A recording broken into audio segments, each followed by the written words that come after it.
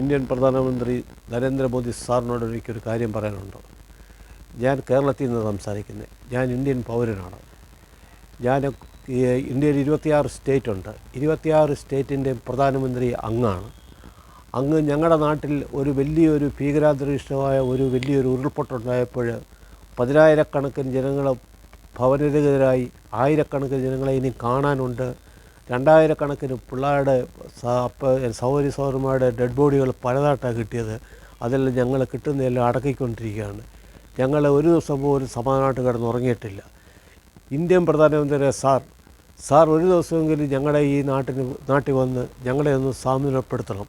ഒരു ഹെലികോപ്റ്റർ വന്ന് ഞങ്ങളുടെ മന്ത്രിമാരെയൊക്കെ വിളിച്ച് ഞങ്ങളുടെ ഈ എല്ലാ ജാതികളും മതസ്ഥാപനത്തിലെ എല്ലാവരെയും വിളിച്ച് ഞങ്ങൾക്കൊരു സാന്ത്വനം സാറ് തരണം. ഞങ്ങളുടെ കണ്ണീരൊപ്പം സാറ് വരുമെന്ന് ഞങ്ങൾ പ്രതീക്ഷിക്കുന്നു. സാറ് ഞങ്ങളോട് കരുണ കാണിക്കുമെന്ന് ഞങ്ങൾ പ്രതീക്ഷിക്കുന്നു.